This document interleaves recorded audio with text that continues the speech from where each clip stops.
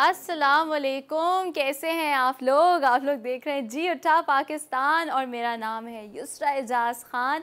आज एक नए शो के साथ आपके सामने हाजिर। भाई आज का टॉपिक उन लोगों के लिए बहुत ज़्यादा अहम है, स्पेसिफ़िकली उन औरतों के लिए, उन ख़वातीन के लिए, उन लेडीज़ के लिए जो कि अपने घर पर होती हैं और हर वक्त शक कर रही होती हैं अपने मियाँ पे या जनरली ससुराल वालों पे, सोच रही होती हैं ये सब मेरे अगेंस्ट साजिश कर रहे हैं, वहम होते हैं उनको। तो भाई आज के मॉर्निंग शो पे हम जानना चाह रहे हैं कि वहम या शक या कोई भी ऐसी जो चीज़ होती है वो आखिरकार इंसान को होती क्यों है। और मैं ये भी जानना चाहूँगी कि आप लोगों के एक्सपीरियंसेस वहम के हवाले से, शक के हवाले से क्या हैं, क्यों आपको लगता है कि ये चीज़ें माशरे में हमारी बढ़ती जा रही हैं। सिर्फ वहम एक बीवी ही नहीं करती, लेकिन वहम जनरली भी लोगों को होता है। कुछ लोगों को वहम करने की बीमारी होती है, उनको हमेशा लग रहा होता है कि कुछ उनके साथ बुरा हुआ तो शायद नज़र लग गई है, लोग everyone is out to get them. और इसी तरीके से उनको लग रहा होता है कि उनके बच्चों को नज़र लग जाएगी, उनके बच्चों के लिए सब बुरा चाहते हैं और वो अपनी ज़िंदगी तो अज़ियत बना ही देते हैं, लेकिन साथ साथ दूसरों की भी ज़िंदगी अज़ियत बनाते रहते हैं। तो आज हम यही जानना चाह रहे हैं कि वहम और शक और इस किस्म की चीज़ें अगर होती हैं माशरे में तो आखिरकार क्यों होती हैं। हमारे साथ हमारे एक्सपर्ट्स होंगे जो कि आपको अपनी एक्सपर्ट राय देंगे और उनसे भी बात करेंगे, देखेंगे कि क्या होता है, क्या सब कुछ है, वहम और शक आखिरकार माशरे में होता है तो क्यों। लेकिन उससे पहले हमने बनाया है एक पैकेज, जाके देखें ये पैकेज और फिर हमें शो पे ज्वाइन करें। इंसानी जहन में दो किस्म की सोच ही पनपती है, जिसे हम अच्छे या बुरे, मस्बत या मनफी जज्बात, एहसासात और तसव्वुरात से ताबीर करते हैं। अगर हम अपने जहन में अच्छी सोच की आबियारी करेंगे तो हमारी सोच मस्बत रुख पर बहेगी, जबकि इसके बरक्स अगर हम हर वक्त अपने जहन में बुरी सोच को जगह देते रहेंगे तो हमारा जहन मनफी ख्यालात की आमाजगाह बनता चला जाएगा और आहिस्ता आहिस्ता हम मुख्तलिफ किस्म के आर्ज़ों से दो चार रहने लगेंगे। इंसानी रवैयों के साइंसी माहिरीन कहते हैं कि अच्छे या बुरे माहौल के बायस भी मस्बत या मनफी शख्सी रवैये और आदतें तरतीब पाती हैं। माहिरीन नफ्सियात बताते हैं कि अगर कोई फ़र्द ज़िंदगी में अचानक किसी बड़े हादसे से गुज़रता है तो उसे ये लगने लगता है कि सारी दुनिया उसकी दुश्मन हो गई है। किसी मखसूस ट्रॉमा के सबब मुख्तलिफ तरह के खौफ और शकूक भी जहन में बैठ सकते हैं। सवाल ये है कि ज़िंदगी को मनफी सोच से निकाला कैसे जाए। आज हम अपने मॉर्निंग शो जी उठा पाकिस्तान में गुफ्तगू करेंगे शक और वहम की वजूहात और इसके मुमकिना हल पर। Welcome back. पैकेज आप लोगों ने देख लिया, आपको पता है कि अब हम वहम के बारे में बात करें, लेकिन अपने कॉलर से मेरी रिक्वेस्ट ये है कि कोई अगर आपके पास किस्सा हो, कोई कहानी हो, आप कभी वहम का शिकार हुए हो तो अपने एक्सपीरियंसेस हमारे साथ शेयर करें। उसके अलावा अगर आपको हमारे एक्सपर्ट से कोई ना कोई सवाल पूछना है वो ज़रूर कीजिए, हमें कॉल कीजिए। ये देखिए नंबर आपकी स्क्रीन पर डिस्प्ले हो रहा है and we are waiting for your calls. Start करते हैं, इंट्रोडक्शन कराते हैं हमारे आज के मेहमानों का। तो जी सबसे पहले हमें ज्वाइन किया है मारूक इफ्तिखार ने। Marook is a psychologist, clinical practice करती हैं सिंस द पास्ट 15 ईयर्स। और मारूक से हम यही जानना चाहेंगे कि भाई इंसान की साइकी में ऐसा क्या है या ह्यूमन बिहेवियर जो वो वहम के बारे में, शक के बारे में एट अ जनरल लेवल क्या कहता है और किस एक्सटेंट पे वहम और शक इतना ज़्यादा हो जाता है, कंपल्जन्स में बन जाता है कि फिर वो OCD की तरफ जा रहा होता है। और अगर इस तरह की, क्योंकि देखिए कुछ लोगों को ये भी होता है कि काफ़ी टाइम कोई साइकोलॉजिकल डिसऑर्डर, अगर वहम या शक बहुत किसी एक एक्सटेंट तक जाए तो कोई ना कोई साइकोलॉजिकल डिसऑर्डर एसोसिएटेड होता है उसके साथ। स्किज़ोफ्रेनिया काफ़ी टाइम एसोसिएटेड होता है, उसमें डिल्यूजन्स होती हैं। तो इसी तरीके से दीगर साइकोलॉजिकल डिसऑर्डर्स अगर कोई बहुत एक्सट्रीमिटी पे एसोसिएटेड हैं तो हम कैसे उनको आइडेंटिफाई कर सकते हैं और फिर उसका हल क्या है। एंड अगर वहम या शक बहुत ज़्यादा बड़ा है तो कब आपको एक क्लिनिकल साइकोलॉजिस्ट को दिखाने की ज़रूरत है। अस्सलाम वालेकुम Marook, how are you doing? Good morning. अस्सलाम वालेकुम, good morning. Thank you so much for being here. उसी के साथ हमें ज्वाइन किया है योगी वजाहत ने। इनको तो भाई किसी इंट्रोडक्शन की ज़रूरत नहीं, इस बिल्डिंग से बहुत पुराना इनका रिलेशनशिप है। फिर हमारे शो पे भी जो है काफ़ी बार आ चुके हैं, हमारे साथ भी एक रिलेशनशिप बन चुका है और आप लोगों के साथ भी ऑफ कोर्स एक रिलेशनशिप है। और सिर्फ ये योगा नहीं सिखाते, ये मैं इनको कहूँगी ये एक लाइफ कोच हैं। ज़िंदगी गुजारने का तरीका, कैसे आपको गुजारनी चाहिए, अपनी ज़िंदगी को बेहतर कैसे बनाना चाहिए, relaxation exercises, you name it, और ये हमें बताते हैं, उसके बारे में हमें सिखाते हैं। अस्सलाम वालेकुम, कैसे हैं? Good morning. रहमतुल्लाहि व बरकातहू। अल्हम्दुलिल्लाह। ब्लश तो आपका बड़ा अच्छा तरकीब मैंने बताई भी आपको। बस आपका राज हम ऑन एयर भी पूछेंगे। उसी के साथ जी हमें ज्वाइन किया है मिसेस खान ने। मिसेस खान के experience no doubt is impeccable.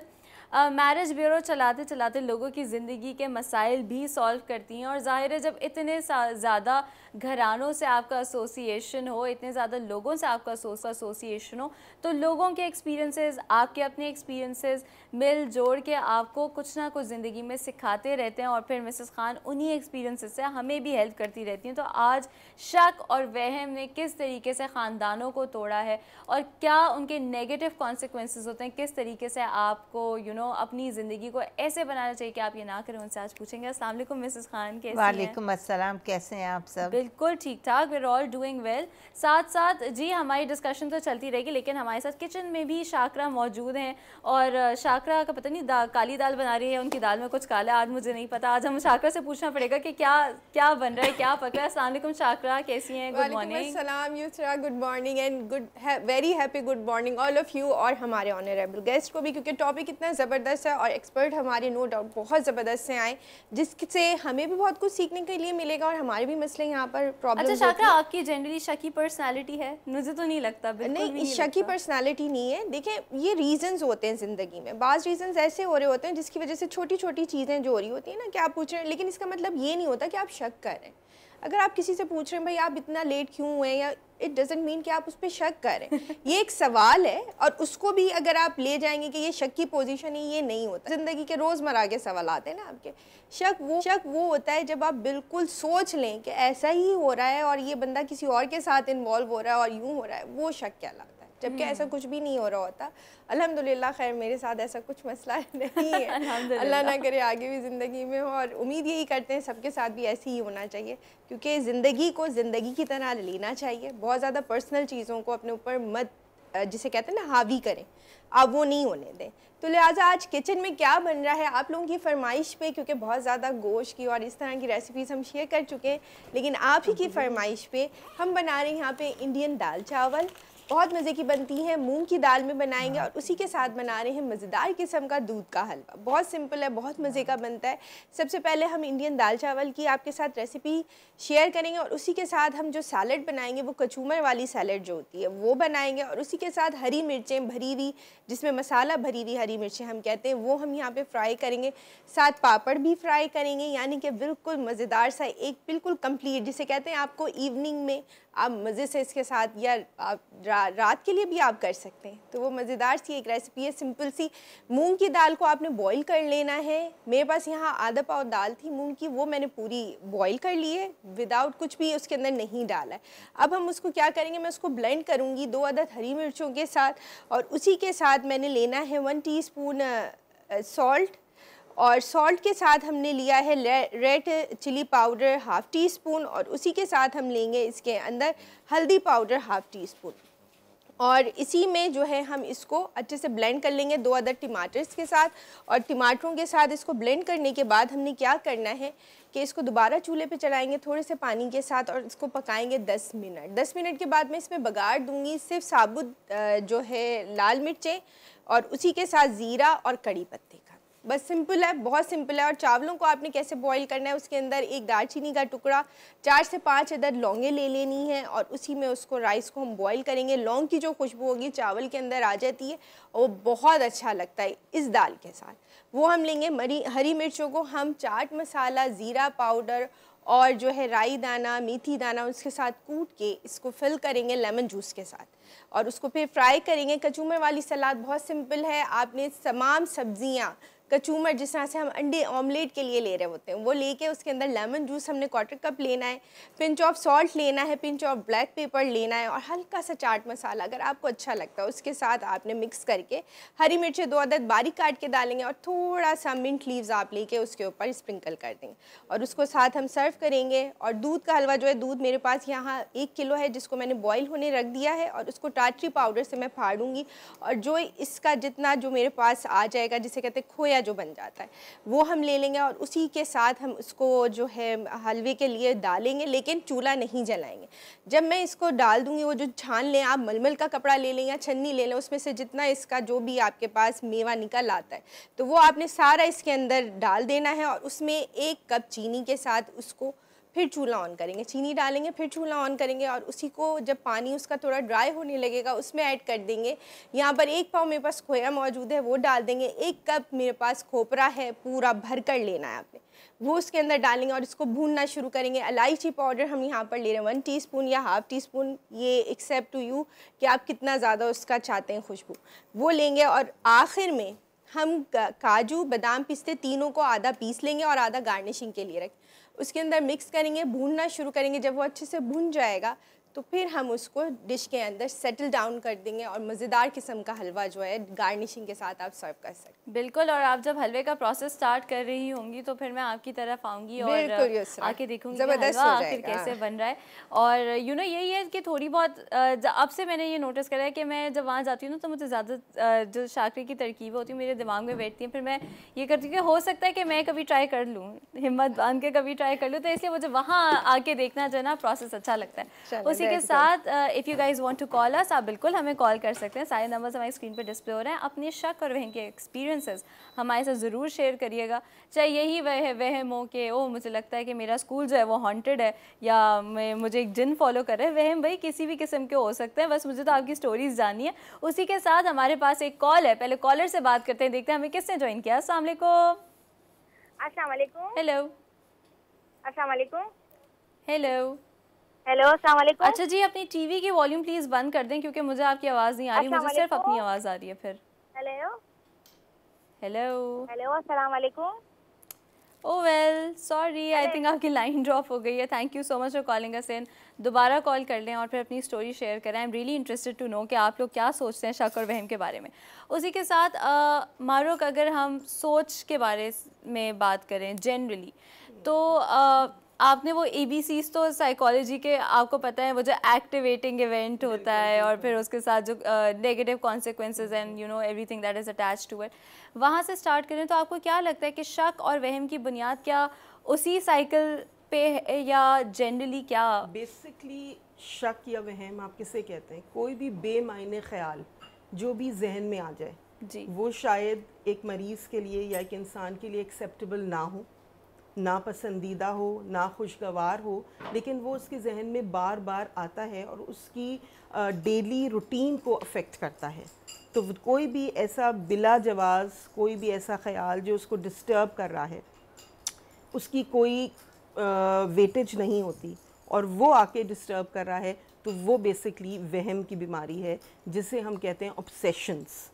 ठीक है, रिकरेंट थॉट्स हमारे जहन में आते हैं और जब वो मरीज़ या जो भी इंसान है वो उस पर कंट्रोल नहीं कर पाता, उन थॉट्स पे वो कंट्रोल नहीं कर पाता, तो वो चीज़ें आहिस्ता आहिस्ता बढ़ती चली जाती हैं। बिल्कुल साइकोलॉजिकल डिसऑर्डर की तरफ जाती हैं। और फिर जहाँ वहम है वहाँ दूसरी चीज़ है ऑब्सेशंस के साथ कंपल्जन। कंपल्जन का मतलब है कोई भी एक्शन जो उस वहम की वजह से परेशानी डेवलप हो रही है, जो एक टेंशन डेवलप हो रही है, घबराहट डेवलप हो रही है, उसको कम करने के लिए जो कंपल्जन्स, बिल्कुल जो एक्शंस कर रहे हैं वो कंपल्जन्स हैं। तो ऑब्सेशन और कंपल्जन्स दोनों साथ साथ भी हो सकते हैं और अलग अलग भी हो सकते हैं। It depends on the situation. लेकिन ये चीज़ आहिस्ता आहिस्ता बढ़ के एक बड़ी नफ्सियाती बीमारी जिसे हम कहते हैं OCD, हाँ OCD, ऑब्सेसिव कंपल्सिव डिसऑर्डर, उसमें वो तब्दील हो सकती है। बिल्कुल बिल्कुल। OCD क्या है उसके बारे में और भी डिटेल में बात करेंगे, क्या सिम्टम्स हैं उसके, किस तरह रिकग्नाइज कर सकते हैं और जनरली हमारे माशरे में शक और वहम इतना क्यों बढ़ रहा है, घरों में क्यों ये होता है, उसके बारे में भी बात करेंगे। लेकिन उससे पहले हमें लेना है एक छोटा सा ब्रेक के बाद यहीं से शो को ज्वाइन करें। देखते रहें जी उठा पाकिस्तान।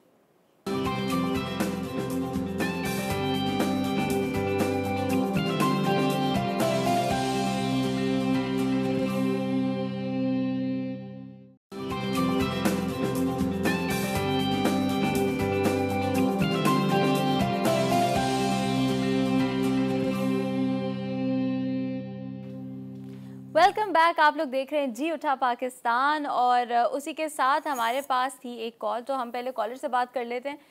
नहीं, कॉल चली गई है, ड्रॉप हो गई है। ओहो, सो सॉरी फरा, आपने कॉल किया था हमें और आपकी कॉल ड्रॉप हो गई है, लेकिन चलो एटलीस्ट मैंने आपका ऑनर नाम तो ले लिया। आपको हमसे यही वो थी कि कितना वेट कराया, तो do call is back again.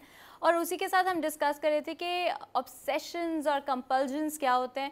तो ऑब्सेशंस और कंपल्जन्स एक तरीके से अगर आप उनको इंटरप्रेट करें तो शक और वहम के ही बेसिस पे बनते हैं, और उसी पे जो है ना यहीं से कहानी आपकी शुरू होती है और फिर एक के बाद एक के बाद एक के बाद चीज़ें बढ़ती चली जाती हैं। अच्छा मिसेस खान, आपने आज आके एक बड़ी अच्छी बात कही थी मेकअप रूम में कि an ideal mind is a devils workshop, जो कि अगर लोग समझ लें तो शायद उनको पता चल जाए कि ये जो दिमाग से फारिग रहना या जनरली फारिग रहना कितना उनको यही बुरा होते होता हैं, है। Compulsions and obsessions etcetera etcetera. लेकिन मैं एक बात बताऊं जी, Where there is smoke, there is fire. बिल्कुल, ये मुझे कभी पता था। कभार किसी ना बीवियों के हमेशा ये बात आती है, when there is smoke there is fire। मैं ऐसी बेबिना तो शक नहीं कर हाँ, रही। जब वो ज़्यादा अपने मोबाइल के लिए ज़्यादा कंसर्न होंगे, उसको लॉक लगा देंगे या उसके ऊपर कुछ इस तरह की, अब हमें तो नहीं पता इतना। बिल्कुल। तो अच्छा, आपको यहीं पर स्टॉप करूंगी। मैं सारी लेडीज़ को बताऊं, ज़रा गौर से बात सुने। अगर ये सिम्टम्स हैं तो आप अपने मियाँ पे शक करें तो बिल्कुल ठीक है, आप बताएं। अगर अब वो देखें कि लापरवाह है अपने मोबाइल से और लापरवाह हर चीज़ों से, तो फिर आप थोड़ा रिलैक्स रहें। लेकिन men are very clever, even sometimes women are also very clever. I should not blame men.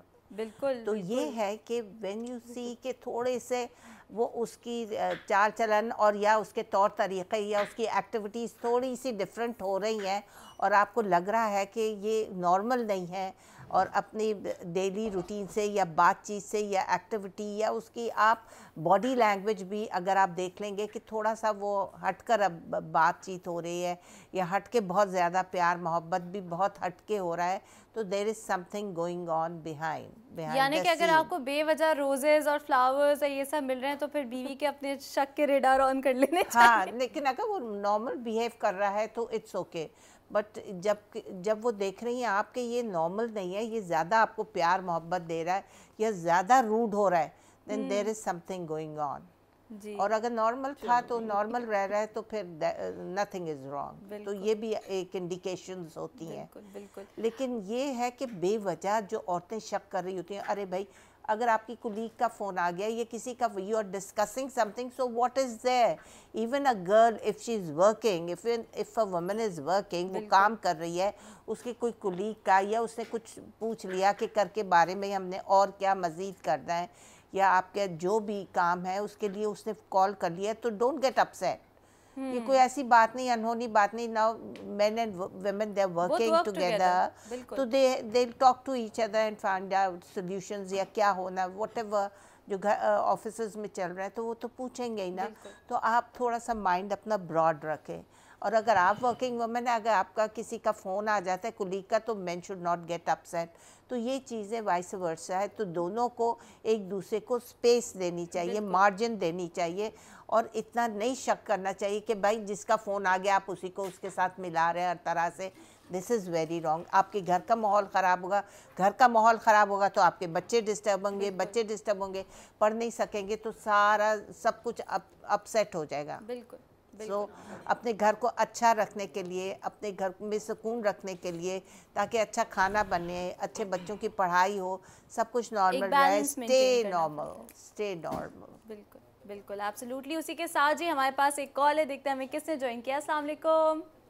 अस्सलाम वालेकुम, कैसी हैं? याहिया बात कर रहा हूं। बिल्कुल ठीक ठाक। याहिया, पहले तो सबसे पहले कोई शक या वहम की स्टोरी सुनाइए, कोई एक्सपीरियंस आपके साथ रहा हो वो बताएं। मैं बिल्कुल सुनाऊंगा, लेकिन सबसे पहले अपने मौजूद मेहमानों को सलाम करना चाहूँगा, और हमारे योगी दादा बैठे हुए हैं, वजाद दादा, इनसे मैंने बहुत कुछ सीखता हूँ हमेशा। और जो मिसेस खान है ना, मैं इनको बहुत पुराना फॉलो करता हूँ, जब ये माया खान के प्रोग्राम में आया करती थी। बात ये है कि इनके अंदर जो सबसे बड़ी खूबी जो मुझे नजर आती है ना, वो ये नजर आती है कि ये बड़ी सच्ची बात करती है, यानी ये दोनों तरफ का एंगल देखती हैं। अगर सास है तो उसकी भी बुराइयां गिनाती हैं, अच्छाइयां गिनाती हैं, और बहू को भी। और देखें, हमें ना लोगों को, मैं जो समझाने की लोगों को कोशिश करता हूँ, चैनल्स भी मैं रेगुलर देखता हूँ बहुत से, लोगों को बगावत पे उकसाना नहीं चाहिए, लोगों को मुफाहिमत पे लाना चाहिए।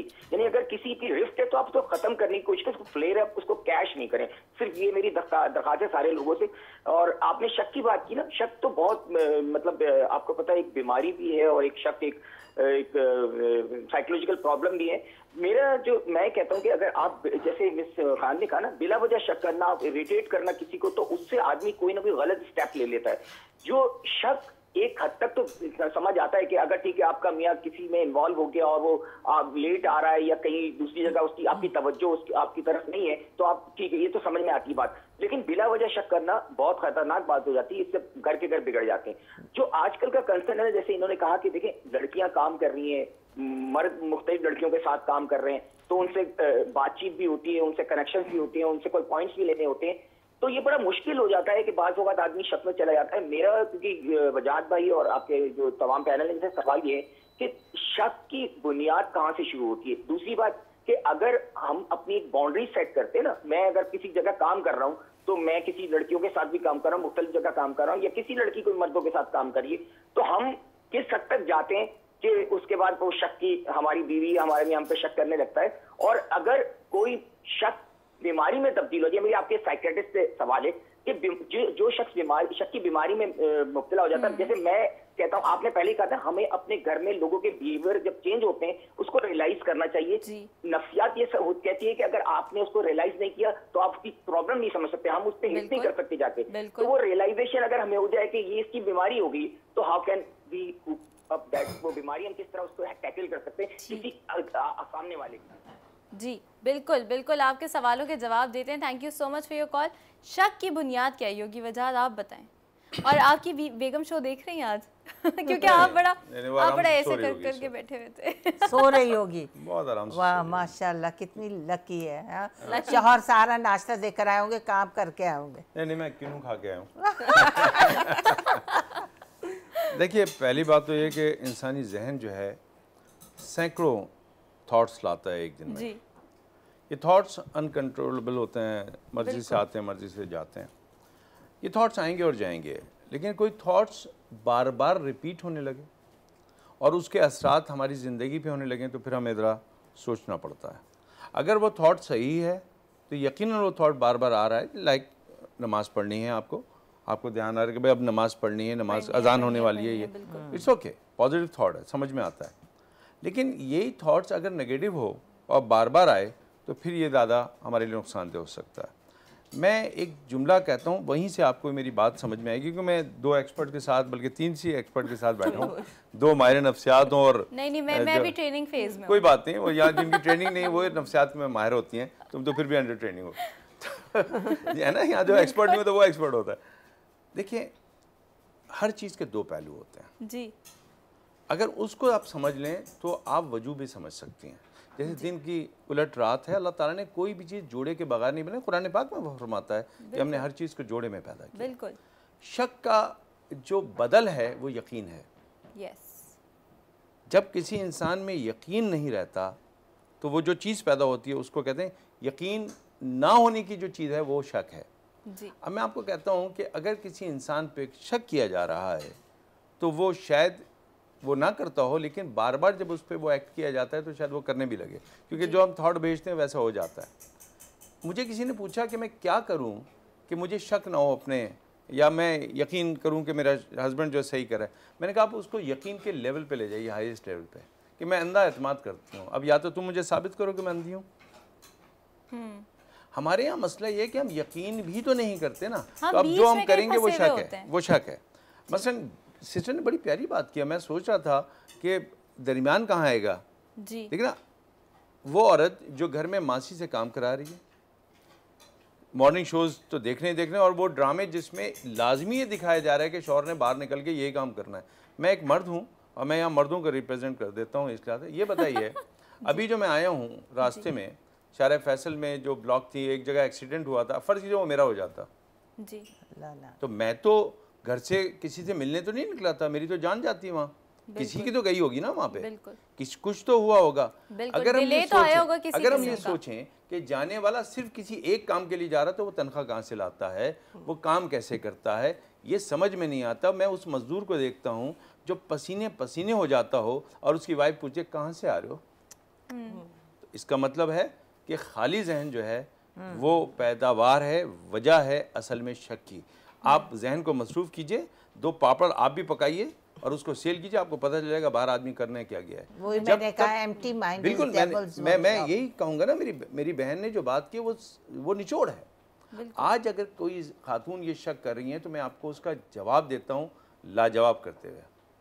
एक खातून मेरे पास आई, कहेंगी सर मुझे बहुत, मेरे शौहर जो हैं बहुत ही बुरे हैं। क्या किया उन्होंने?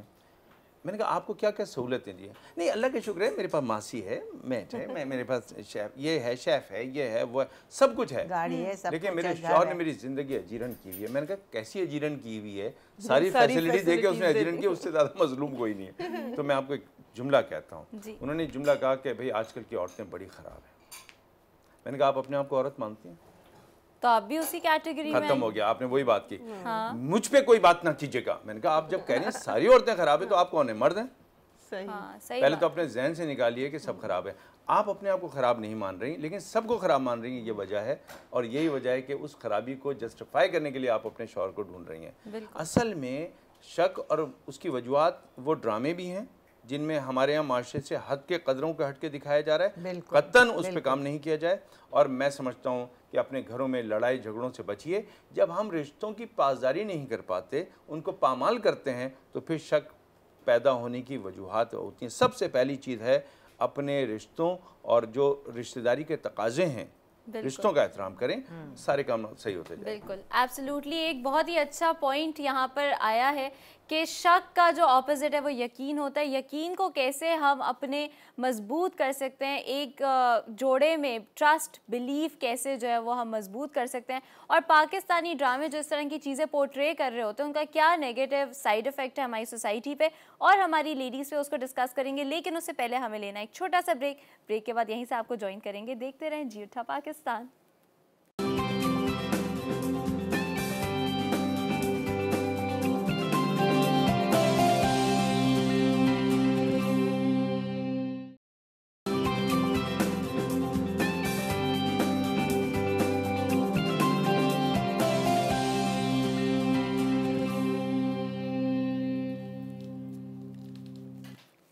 Welcome back. आप लोग देख रहे हैं जी उठा पाकिस्तान और हम आज शक और वहम के बारे में बात कर रहे हैं। मेरे सारे कॉलर से मेरी यही रिक्वेस्ट है कि आप कोई अपने साथ का कोई एक्सपीरियंस शक या वहम के बारे में बताएं। और अगर आप ये इस तरह के एक्सपीरियंसेस शेयर करेंगे, हो सकता है कि हम सब बैठ के डिस्कस करके आपको बताएं कि कितनी इरेशनल आपकी सोच थी, या अगर आपकी सोच इरेशनल नहीं थी और वाकई कुछ ऐसा था, या आपका कोई आपने शक किया और फिर वही निकला जिसका आपको डर था, तो उसके बारे में भी बात करेंगे। तो बिल्कुल हमें कॉल कीजिए। सारे नंबर्स हमारी स्क्रीन पे डिस्प्ले हो रहे हैं and we are waiting for your calls. उसी के साथ साथ मारूक, ओवर टू यू। आप कुछ ऐड करना चाहती थी, तो सबसे पहले, इससे पहले कि आपके जहन से निकला, आप बताइए क्या ऐड करना। बिल्कुल, बेसिकली ये चीज़ है कि जब रिलेशनशिप में ट्रस्ट नहीं रहता, चाहे वो रिलेशनशिप पेरेंट्स का आपस में हो, माँ बाप का हो, बच्चों के साथ हो, मियाँ बीवी का हो, बहन भाइयों का हो, कोलीग्स का हो, दोस्त का हो, जहाँ पे ट्रस्ट नहीं है वो रिलेशनशिप बहुत ही शेकी रिलेशनशिप्स होंगे। वहाँ पे फिर वो जहन में जो है वो शक आने शुरू हो जाएंगे, शक शुबा होना शुरू हो जाएगा। और जहाँ एक सच को छुपाने और एक झूठ को छुपाने के लिए बहुत सारे झूठ बोलने पड़ेंगे, तो वहाँ प्रॉब्लम्स बढ़ती चली जाएंगी। और ये नॉर्मली यही तो होता है, आप एक झूठ बोलें तो उसको सपोर्ट करने के लिए फिर आपको 10 झूठ बोलने पड़ते हैं। और कभी कभार लोगों के साथ ये होता है वो उनको याद भी नहीं रहता उन्होंने झूठ क्या बोला था, प्राइमरी झूठ क्या था, और वो ओपन हो जाती है सारी, वो सारी चीज़ ओपन हो जाती है। बिल्कुल सही कह रही हैं। तो बेसिकली रिलेशनशिप में ट्रस्ट बहुत ज़रूरी है। आपको एतमाद करना पड़ेगा। कोई भी हम रिलेशनशिप बिल्डअप करते हैं उसके लिए हमें थोड़ा सा अपने आप को स्ट्रॉन्ग करना है, उस रिलेशनशिप में एतमाद लेके आना है। और बाज़ दफ़ा होता यह है कि हम देखते हैं, मेरे पास बहुत सारे क्लाइंट्स आते हैं कि वो बीवी बहुत एतमाद कर रही है हस्बैंड पे, लेकिन उसने उसको बिट्रे किया।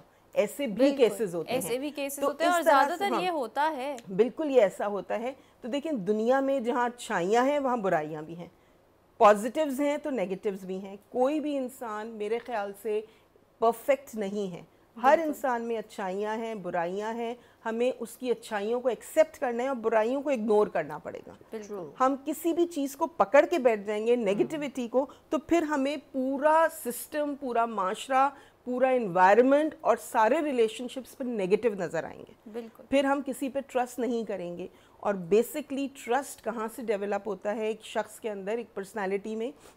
माँ और बच्चे का जो बॉन्डिंग है ना, वो अगर स्ट्रॉन्ग है, माँ अगर पॉजिटिव वैल्यूज़ बच्चे को दे रही है, उसके रिलेशनशिप्स आगे जाके बेहतर होंगे।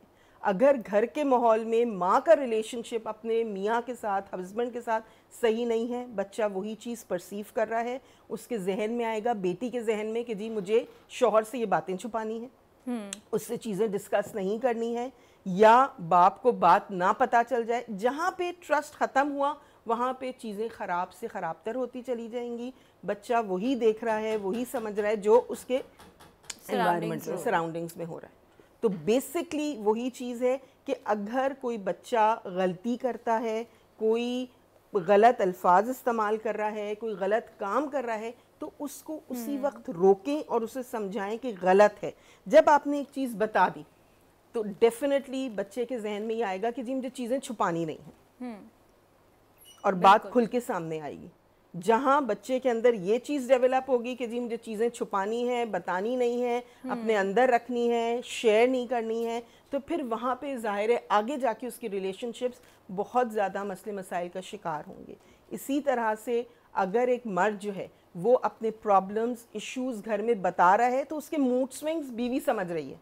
बिल्कुल ठीक है, उसका दिमाग नेगेटिव नहीं जा रहा। बिल्कुल। अगर वो गुस्सा कर रहा है, उसको उसके मूड्स में आपको लग रहा है कि बहुत सारे इश्यूज आ रहे हैं, उसका एग्रेसिव बिहेवियर हो रहा है, या उसने अपने आप को सोशली विड्रॉन कर लिया है, तो वो बैठे आपस में एक दूसरे से बात करें और प्रॉब्लम को सॉल्व करने की कोशिश करें। बिल्कुल। लेकिन Marook, you might agree with me on this और नॉट, आई डोंट नो, लेकिन एक्सपीरियंसेस, जो साइकोलॉजी ये भी तो कहती है कि आपके एक्सपीरियंसेस भी डिफाइन करते हैं कि आप नेक्स्ट अपना एक्शन क्या करेंगे। बिल्कुल। तो काफ़ी बार मैंने ये देखा है कि अगर कोई, and this happens with parents as well, कि बच्चा पेरेंट के साथ भी शेयर कर रहा हो ना, जैसे अगर मैं अपनी माँ के साथ कुछ शेयर कर रही हूँ जनरली अपनी ज़िंदगी के बारे में, और मेरी माँ ने बिल्कुल उसको इम्पोर्टेंस नहीं दी, ऐसे कर दिया जैसे कि मैं कुछ बोल ही नहीं रही थी, तो वो अगली बार मैं शायद उनके साथ शेयर ना करूँ। सिमिलरली हस्बैंड और वाइफ में भी यही है कि अगर आपकी वाइफ आपको आके कुछ बता रही है, आप उसको उस लेवल की इंपॉर्टेंस नहीं दे रहे, या you are not a good listener,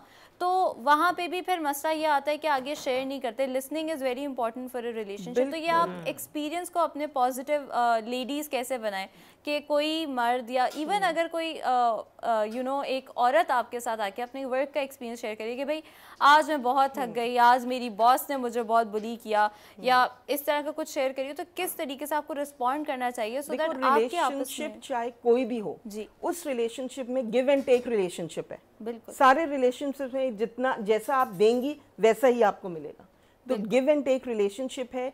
problems, issues दुनिया में हैं, हर एक आदमी उन मसले मसाइल, परेशानियों का शिकार है, एंड एवरी इंडिविजुअल मेरे ख्याल से हर लेवल पे they need someone to talk about it. ठीक है, लेकिन यहाँ पे ये भी होता है, यहाँ पे ये भी देखा गया है, अगर आप एक चीज़ मर्द को समझा रहे हैं या कह रहे हैं और उसको बाज रख रहे हैं या उसको मना कर रहे हैं, और वाइस वर्सा अगर आप बीवी को भी यही कुछ कर रहे हैं, तो क्या होता है वो ज़्यादा सिचुएशन एग्रवेट हो जाती है। बाज़ औक़ात आप शौहर को मना करें कि ये बात यूँ नहीं यूँ कर कीजिएगा, मेरी माँ नहीं बनो, यूँ नहीं कीजिएगा, वो मिसेस खान वो क्या होगा कि वो बीवी के ऊपर और चढ़ाई करके उसको और स्नब करेगा, वो और इरिटेट होगी, और वो जाहिर है फिर इरिटेट होकर वो नेगेटिव में चली जाती है। देखिए फिर वो बाँ सारी फैमिली में करती है। अगर शौहर ही उसको उसी वक्त सुने, वो सॉल्व कर दे प्रॉब्लम्स, तो ये चीज़ है कि वो नंदों के पास या फ्रेंड्स में या इधर उधर बात को नहीं निकालेगी, और सिचुएशन एग्रवेट नहीं होगी, सिचुएशन ख़राब नहीं होगी,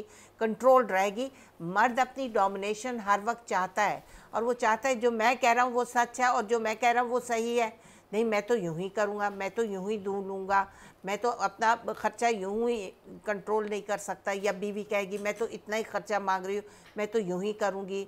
वो जब शौहर उसको कुछ बात समझा रहा है कि मेरी इनकम इतनी है, तुम अपने बजट्स को सही करो, नहीं हमारे अम्मा के तो यूं होता था, हम यूं खर्चते थे, वही अम्मा के घर में होता था। अब now this is my income, अब आपको इसमें रहना है, अब आपको अपने आप को थोड़ा सा सुकेड़ ले, तो क्यों नहीं करेंगी आप? अगर आपको उस आदमी के साथ रहना है, अपने पाँव इतने नहीं फैलाने, अपने बजट्स को कंट्रोल में रखना है, ज़्यादा शॉपिंग ना करें, ज़्यादा महंगे कपड़े ना करें, रिपीट कर लें कपड़े, हर दफ़ा नए कपड़े ना बनाएं, शौहर की इनकम में रहें, तो फिर आपके घर के मसले मसाइल बहुत हद तक कंट्रोल हो जाएंगे। बच्चों को खुद पढ़ाएं, देखें कोशिश करें उनको ट्यूशन्स पे ना भेजें। अब आप अपने बजट को खुद समझती हैं, अपने शौहरों की इनकम को समझती हैं, उनको डिस्टर्ब ना करें मेंटली। अगर आप अपने बजट में रहेंगे, शौहर के कहने में रहेंगे और जी जनाब करेंगे। औरतों ने जी जनाब करना छोड़ दिया हुआ है, लड़कियों ने बेटियों ने मुंह खोलना शुरू कर दिया हुआ है बहुत ज़्यादा। उसकी वजह ये है कि पेरेंट्स शुरू से कंट्रोल नहीं करते, बच्चियों को समझाया नहीं जाता कि शौहर है उसकी इज्जत करना, ससुराल है उसमें ज़रा थोड़ा सा दब कर रहोगी तो तुम्हारा ही वो घर होगा, तुम्हारी ही वो इज्जत होगी। ये चीज़ें हमने बच्चियों को शुरू से सिखाना छोड़ दी।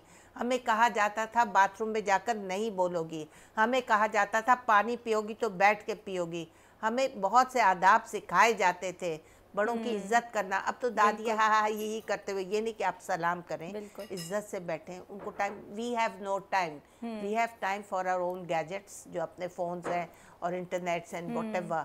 हम लोग के पास, माँ बाप के पास टाइम नहीं है बच्चों को देने के लिए, कॉन्फिडेंस में लेने के लिए। वो शेकी क्यों हो गए हैं बच्चे? इसलिए कि हम उनके अंदर क्वालिटी एजुकेशन भी नहीं देते, तरबियत भी नहीं उनकी अच्छी करते, तो क्या है वो बच्चे शेकी हैं। वो बच्चे फिर वो इसी तरह के लावाबाली हो जाएंगे, वो बच्चे फिर शक और शुबात में मसरूफ़ हो जाएंगे कि भाई हाँ ये बात यूँ हुई थी तो यूँ की थी, अरे इसके वो तो यूँ कर दो, और वो शक की, इसी तरह शक में बदलता रहता है और शक से आपके घर के मसले मसाइल ख़राब होते हैं और लेटर ऑन ये डिवोर्स रेट इसी पे ही बढ़ जाता है, इसी पे ही डिवोर्स हो जाती है। बल्कि एक और चीज़ जो कि बहुत ज़्यादा प्रोमिनेंट होती है फैमिलीज़ में ना, गॉसिप कल्चर बहुत बढ़ गया। अगर आप देखें चाहे जॉइंट फैमिली हो या न्यूक्लियर फैमिली हो, किसी के भी कोई भी बात आपको पता चल जाए, एक तो ये ह्यूमन नेचर भी है, आपको आप सेलिब्रिटीज़ के बारे में भी देख लें, आपको पता चल जाए कि भाई 2 सेलिब्रिटीज़ आजकल साथ बड़े नज़र आ रहे हैं और कुछ इस तरह का पता चलता है तो फ़ौरन शुरू होता है अच्छा ये साथ नज़र आ रहे हैं, कुछ होगा इनके बीच में। और यही होता है कि इस तरीके से जब हम सेलिब्रिटीज़ जिनको हम शायद जानते भी नहीं हो, सिर्फ टीवी पे देखते हो, उनके बारे में इतनी आसानी से बात कर लेते हैं। विद इन द फैमिली भी ये चीज़ें जो है ना वो आहिस्ता आहिस्ता बॉयल अप होती है और आजकल बड़ी बातचीत होती है, हर कोई हर किसी के घर के अंदर बात कर रहा है, तुम्हें पता है उसकी बहू ने ये किया था, तुम्हें पता है वो ये पहनी हुई थी, और उससे भी शक काफ़ी हद तक बढ़ जाता है। फैमिली कल्चर गॉसिप के बारे में भी बात करेंगे कि किस हद तक ये शक को प्रमोट करता है, लेकिन उससे पहले हमें लेना है एक ब्रेक के बाद यहीं से अपने टॉपिक को कंटिन्यू करेंगे। देखते रहें जियो उठा पाकिस्तान।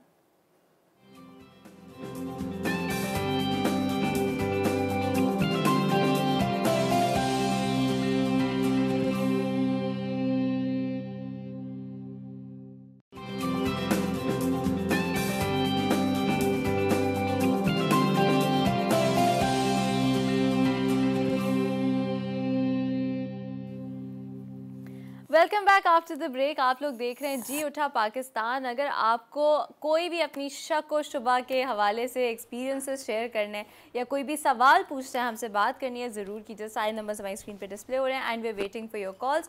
उसी के साथ साथ हम लोग जो बातें कर रहे थे, पाकिस्तानी ड्रामों के बारे में थोड़ी सी बातचीत आई थी, या जनरली पाकिस्तानी ड्रामों में तो इतना कुछ शक व शुबा फिर भी नहीं दिखाया जाता जितना अगर आप और जो सब कॉन्टिनेंट में ड्रामे प्रोड्यूस होते हैं उसमें देखें जिस किस्म की चीज़ें दिखाई जाती हैं, वो तो माय गुडनेस, मतलब कोई उनकी लॉजिक नहीं, कोई एंड नहीं होता। लेकिन हाँ, जो जिस किस्म के ड्रामे प्रोड्यूस होते हैं वो सोसाइटी में ज़रूर एक थॉट ना इंजेक्ट कर रहे होते हैं, एक मैसेज इंजेक्ट कर रहे होते हैं।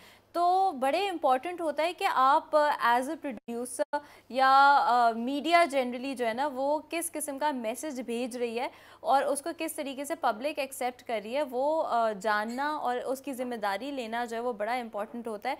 उसी के साथ do we have a call? हमारे पास कॉल है जी, हमारे पास है एक कॉल। देखते हैं हमें किसने शो पे ज्वाइन किया है। अस्सलाम वालेकुम। अस्सलाम वालेकुम जी, कौन बात कर रहा है, कहाँ से? मैं सना बात कर रही हूँ, मैं आपकी बहुत बड़ी फैन हूँ। माशाल्लाह। अरे थैंक यू सना। सना अच्छा बताओ, कोई शक और शुबे की स्टोरी बताओ। कभी किसी पे शक किया है, तुम पे किसी ने शक किया, कोई वहम हुआ है? हाँ, वहम तो मुझे होता रहता है, अक्सर ऐसा लगता है जैसे पीछे कोई है खड़ा हुआ, जब मैं देखती हूँ तो कोई नहीं होता। अच्छा, बस यहीं तक वहम होता है ना, और तो कोई वहम नहीं होते ना, यहाँ तक ठीक है। नहीं, बस तुम हर 2 मिनट बाद ना ऐसे पीछे मुड़ के देखा करो। उसको और ठीक है जी। सना कुछ पूछना चाहेंगी? किसी की डेथ हो जाती है ना तो मैं वहाँ नहीं जा पाती, मुझे बहुत, घर में आती हूँ ना तो मुझे बहुत डर लगता है। तुम्हें तो जिनों वाले वहम हो रहे हैं, हम तो हम जिंदगी के वहम की बात कर रहे थे। आप चारों कुल पढ़ा करें हाँ। और आयतल कुर्सी का विर्द रखें।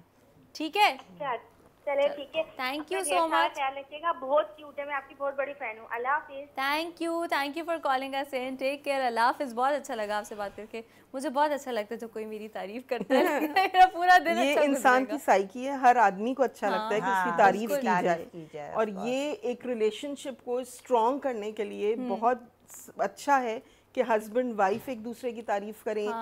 बच्चे की तारीफ की जाए तो उससे बहुत अच्छा लगता है और फिर ये चीजें रीइंफोर्स होती हैं। पॉजिटिव बिल्कुल पॉजिटिव रीइंफोर्समेंट है। और बच्चा मेहनत करता चला जाए और उसे पीछे से बकअप ना मिले और शाबाशी ना मिले तो वो फिर आहिस्ता आहिस्ता डिमोरलाइज हो जाता है और उसको कभी कंपेयर ना करो दूसरे बच्चे से। भाई आप बच्चों के कंपैरिजन की बात करें मिसेस खान, आपस में बहुओं में कंपैरिजन होती है, वो तो होती है, वो सासें बहुत बुरा करती हैं। क्या करें, उसका क्या हल है? देखें, जिस बहू को वो कहती है ये बुरी है वो और बुरी बन जाती है। अच्छी तो अच्छी रहती है, वो डोमिनेट करती है। और जिसको आप बुरा कहते हैं फिर उसमें और वेनम आता है, उसमें ये होता है कि अब मैं इसको यूं ट्विस्ट करूं, अब मैं इसके साथ ये करूं, सास के साथ इसको और टॉर्चर करूं।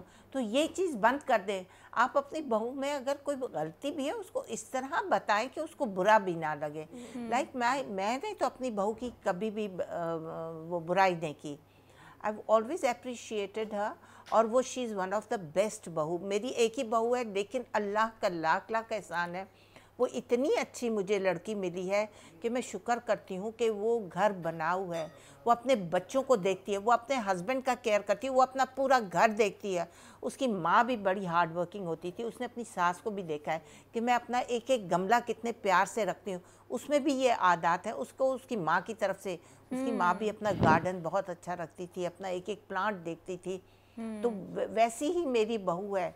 She is a coordinator. जहाँ पे उसकी बच्चियाँ पढ़ी हैं बहुत अच्छे स्कूल में, वहाँ पे जब PTA मीटिंग हुई दे आस्क्ड हर कि भाई तुम क्या, she is MCS computer science from बैरिया, तो शी वाज वहाँ पे उसने जॉब शुरू कर दी।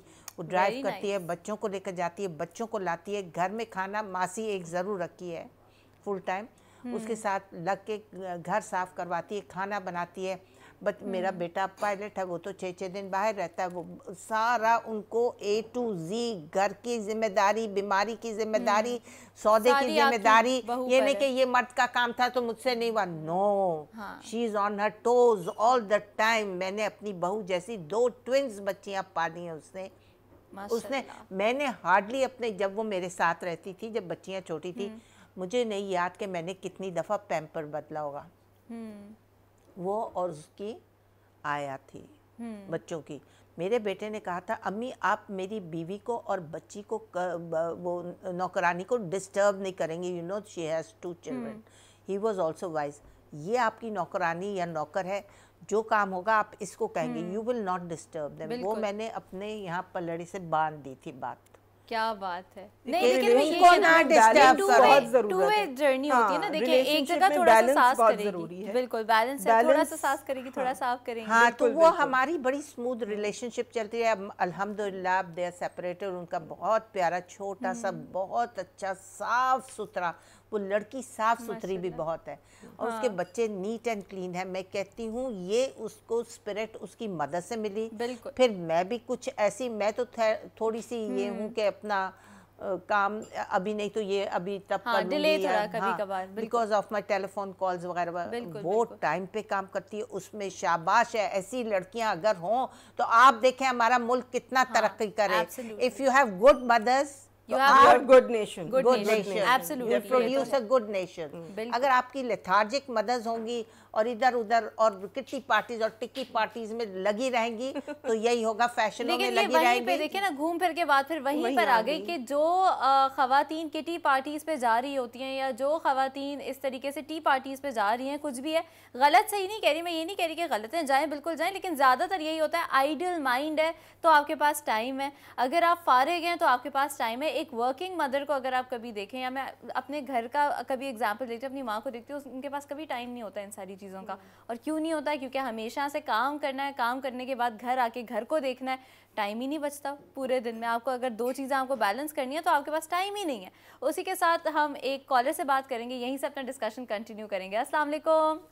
वालेकुम अस्सलाम, कैसी हैं आप? बिल्कुल ठीक ठाक। कौन बात कर रहा है? जी मैं रिदा बात कर रही हूँ कराची से। जी रिदा, क्या कहना चाहेंगी? मैं बस आपकी शो की तारीफ करूंगी, इतनी अच्छी सुबह आपकी वजह से हमारी होती है, हम आपको देखते हैं सब घर वाले। थैंक यू सो मच रिदा, पसंद करने का बहुत शुक्रिया। कुछ कहना चाहेंगी, अपनी कोई शक और वहम की स्टोरी सुनाना चाहेंगी? जी मैं बस नहीं, मैं आप लोग की सुन रही थी, आप अच्छी लग रही हैं, ड्रेसिंग अच्छी की हुई है आपने आज। Thank you. और मिसेस खान को मेरा सलाम बोले, ये बहुत अच्छी बातें करती हैं। और सबसे मजे की बात, मेरी बहू ने मेरे बेटे पे कभी शक नहीं किया। हाँ हालांकि एयर होस्टेसेस कितना पीछे पड़ना और ये वो आपको पता, पायलट्स को तो कहती है। हाँ लेकिन वो कभी शक नहीं करेगी, वो हंसी मजाक में उड़ा देगी। हाँ बिल्कुल, यही बात है, तरबियत की बात भी तो होती है ना कि घर वाले किस तरह की आपकी तरबियत है। Thank you so much Rida for your call, take care, अल्लाह हाफिज़। अच्छा, ये जो यहीं पे बात फिर ना घूम के वहीं आ गई, फैमिली कल्चर या फैमिली वैल्यूज़ बड़ी इंपॉर्टेंट होती हैं। कुछ घरों में नहीं, आजकल काफ़ी सारे घरों में, ऑलमोस्ट सब घरों में जो है गॉसिप कल्चर बहुत होता है। मैं ये नहीं कहूँगी मेरे घर में नहीं है, होता है। आपको किस तरीके से बैलेंस करना है, एक फ़िल्टर होना चाहिए आपके अंदर, और उस फिल्टर में ना बकवास बातें लोगों की आप फ़िल्टर आउट कर लें, और किसी ने आपको काम की कोई बात कही तो उसको फिर फ़िल्टर इन करें और उस पर अमल करें। तो ये फ़िल्टर जिसकी बात मैं कर रही हूँ, ये कैसे आप अपने अंदर डाल सकते हैं? योगी वजाहत आपसे पूछेंगे, मारूक आपसे मैं भी कुछ कहना चाहता हूँ। जी जी बोलिए बोलिए ओवर टू यू। देखिए, ये जाहिर बात है, मेरी बहन बात कर रही है, तजर्बे की बुनियाद पे कर रही है, और ऐसा तजर्बा अब कहाँ मिलता है? ये वो लोग हैं जिनको सुनना और जिनको सही तरीके से सुनना बहुत ज़रूरी है। बिल्कुल। लेकिन क्योंकि मौजू से ज़रा थोड़ा सा मुख्तलिफ हो रहे हैं, तो मैं उस मौजू की तरफ दोबारा शक की तरफ आके एक बात करूँ। देखिए, कम्युनिकेशन, रिश्तों में जब तक गुफ्तगू नहीं होगी आप समझ नहीं पाएंगे। समझने के लिए गुफ्तगू होना बहुत ज़रूरी है। हम कहते हैं ना कि जब कोई सफ़र करता है तो फिर इंसान के बारे में पता चलता है, और ज़िंदगी खुद एक बहुत बड़ा सफ़र है। तो जो लोग सफ़र कर रहे हैं वो बैठे, आज के माहौल में टेलीविज़न जो एक स्क्रीन है ना, वो दुश्मन है रिश्तों की। पहले ये सिनेमा की स्क्रीन थी, छोटी हुई तो टेलीविज़न बना, और छोटी हुई तो मोबाइल बन गया। इस स्क्रीन से बाहर निकलें और उन लोगों का चेहरा देखें जो आपके सामने। फेसबुक ना देखें, फेस देखें, और बुक पढ़ें। हम फेस देख नहीं रहे, बुक पढ़ नहीं रहे, फेसबुक पे हैं, तो ये कोई ज़िंदगी नहीं है। रिश्तों में जो शक पैदा होता है जब आप अंडरस्टैंड नहीं करते। बिल्कुल। मैं यहाँ एक मिसाल देना चाहता हूँ आपको, बहुत सिंपल सी पर्सनल मिसाल दे रहा हूँ, और कोई किसी की नहीं है, लिहाजा इसको उस तरह ना लीजिए कि मैंने कहीं किताब से पढ़ा। जब मैंने टेलीविज़न शुरू किया, और मैं इसी बिल्डिंग में यहीं पे रहा इंडस टेलीविज़न नेटवर्क के हवाले से, जब तो ज़ाहिर बात है हम नए लोग थे। मैं और मुजाहिद बरेलवी साहब ही एकदम निकल के आए थे, और हर वक्त हमारे प्रोग्राम रिपीट होते थे, वो उनको जानते थे, मुझे जानते थे लोग। बिल्कुल। उसी ज़माने में जब मीडिया के लोग मिले तो वो मेरे स्टूडेंट बनते रहे।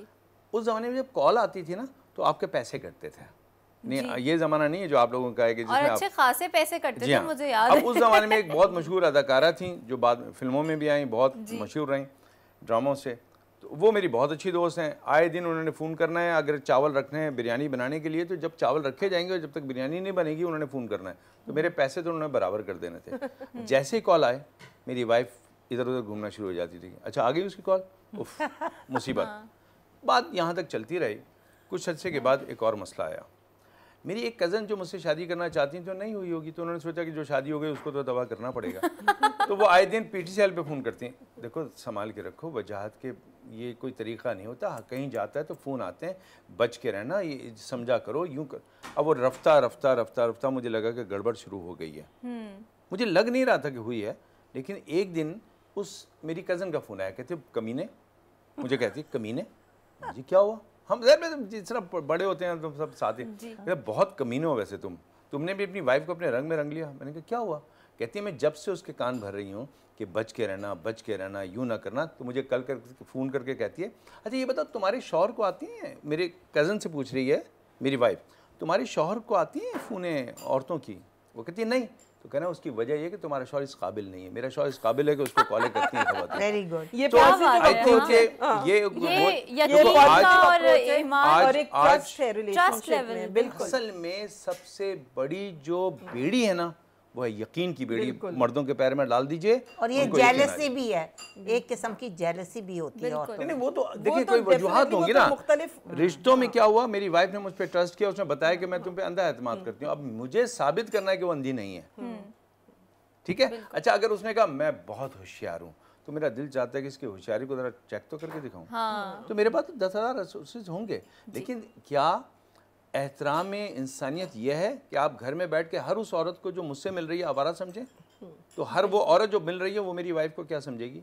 बिल्कुल। ये ज़रा सोचने से पहले, कहने से पहले वो खातून सोचें कि जब मैं अपने शौहर को कह रही हूँ कि तुम किसी के चक्कर में हो, तो वो किसी औरत के चक्कर में। अच्छा वो अगर औरत के चक्कर में तो उसका भी कोई घर होगा। अगर वो अपने घर के बावजूद आपके शौहर से इश्क लड़ाती है तो आपका भी तो घर है। बिल्कुल। तो क्या आप किसी से इश्क नहीं लड़ा सकती? अगर वो ये सोच ले तो वैसे ही शक खत्म हो जाए। बिल्कुल। अगर आप दूसरे को अपने शूज़ में डालकर देखें या उनकी ज़िंदगी में देखें कि क्या चल रहा है, तो शायद काफ़ी सारी चीज़ें वहीं पे जो है ना सॉल्व हो जाएं। अच्छा मारूक, हम अभी जितनी भी बातें कर रहे हैं वो अपने एक्सपीरियंसेस से कर रहे हैं, जनरल बेसिस पे कर रहे हैं, और हमारे माशरे में जो चीज़ें चल रही होती हैं उस पर कर रहे हैं। कब शक वहम जो है वो इतना बढ़ जाता है कि वो स्किज़ोफ्रेनिया की तरफ जाए, डिल्यूजन्स की तरफ जाए, या वो OCD की तरफ जाए? क्योंकि मैंने पर्सनली भी ये देखा है, माय चाची हैड स्किज़ोफ्रेनिया, और मसला यही उस वक्त भी ये होता था कि शक इतना होता था कि मियाँ पे शक कर रही हैं, ये शक कर रही हैं कि ससुराल वाले सही नहीं है, मुझे मार देंगे। एंड व्हेन जब उनका डायग्नोसिस हुआ तो पता चला वो उनको स्किज़ोफ्रेनिया और काफ़ी अरसे से चल रहा है, एंड दैट वाज नॉट शक, वो डिल्यूडेड थॉट थी। डिफरेंस कैसे करते हैं? बेसिकली प्रॉब्लम हमारे माशरे में, सोसाइटी में ये है कि मेंटल इलनेस की अवेयरनेस ही नहीं है। बिल्कुल। हम सारी चीज़ों को एक ही समझे उससे कर रहे हैं, एक ही हैमर से हम वो कर रहे हैं। बाज़ दफ़ा प्रॉब्लम्स, इश्यूज साइकोलॉजिकल होते हैं। आदमी ना चाहते हुए भी शक और शुबे में मुब्तला हो रहा है, और शक जो है वो छोटी से छोटी चीज़ से शुरू हो जाते हैं। फॉर इंस्टेंस अगर एक शख्स ये कहे कि जी मैं नमाज़ पढ़ रहा हूँ, लेकिन मेरे अंदर ये शक है कि शायद मैंने ये नफलें पूरी नहीं पढ़ी, मैंने सुन्नतें इतनी नहीं पढ़ी, मैंने ये पूरी फ़र्ज़ इतने दफ़ा नहीं किया। वो रेपिटेशन जहाँ आ जाती है, जहाँ पे सोचों की भी रेपिटेशन है और एक्शंस की भी रेपिटेशन है, उसको हमें देखना है। जो भी फैमिली मेम्बर्स हैं, they play a very important role in the diagnosis. Psychological issues ऐसे हैं कि वो एक छोटी सी चीज़ से शुरू होते हैं, ठीक है। बार बार शक का शुरू होना, बार बार वहम होना, पाकी नापाकी का वहम, खुदा ना खास्ता रिलेशनशिप्स में शक शुरू हो जाना, या बहुत छोटे छोटे उस पे भी होता है, मैंने घर लॉक किया है या नहीं बिल्कुल, किया, मैंने गाड़ी लॉक की है या नहीं, चेक एंड बैलेंस के जी मैंने चूल्हा बंद किया है, उसको 10 दफ़ा चेक करना, या लॉक्स जो हैं वो मैंने सही तरह से बंद किए हैं। बाज़ लोगों के अंदर ये भी चीज़ होती है, हाथ धोना, या फिर कोई भी चीज़ गिनते हुए करना कि इतनी दफ़ा ये काम करेंगे तो उन्हें सुकून मिलेगा, ठीक है। तो ये एक डिफरेंट साइकोलॉजिकल डिसऑर्डर है जिसके लिए अवेयरनेस बहुत ज़रूरी है। और जो घर में लोग हैं जो उस पेशेंट को या उस मरीज़ को देख रहे हैं, उनको समझना कि ये एक बीमारी है, और वो ऐसी बीमारी है जिससे वो मरीज़ खुद भी उसे अंदाज़ा नहीं है कि मैं इस बीमारी का शिकार हूँ। बिल्कुल। वो अपनी उस ख्वाहिश को पूरी करने के लिए कि जी मैंने ये काम इतनी दफ़ा करना है, वो करेगा। तो कंपल्जन्स, ऑब्सेशंस साथ साथ हैं, और वो ना चाहते हुए भी कर रहे हैं। ना खुशगवार ख्यालात, बहुत से ऐसे ख्यालात उसके दिमाग में उनकी बम्बार्टमेंट हो रही है कि वो उन्हें रोक नहीं पाता, बिल्कुल, ठीक है। और वो चाहे अच्छे हों या बुरे हों, उमूमन बुरे ख़यालात होते हैं। इसकी डायग्नोसिस के लिए थोड़ा सा हम ये देखें कि अगर ये वाले ख़यालात या उसके एक्शंस जो हैं वो दिन में 1 घंटे से ज़्यादा हो रहे हैं, मुस्तकिल हो रहे हैं, 1-1.5 महीने तक हो रहे हैं, तो फिर उनकी डायग्नोसिस के लिए हमें किसी माहिर नफ्सियात के पास, किसी साइकेट्रिस्ट के पास जाना चाहिए ताकि उसकी प्रॉपर ट्रीटमेंट हो। ट्रीटमेंट के 2 ज़रिए हैं, एक तो दवाओं के ज़रिए इलाज या थेरेपी है। थेरेपी ये है, बिहेवियर थेरेपी है। ओसीडी में तो वैसे भी ज़्यादा बिहेवियर थेरेपी की तरफ चलते हैं। बिल्कुल, बिहेवियर थेरेपी के थ्रू होती है, जिसमें एक होती है कि थॉट स्टॉपिंग वाली चीज़ है कि जी अगर आपको वो चीज़ जहन में आ रही है, उस थॉट को आपने स्टॉप करना है।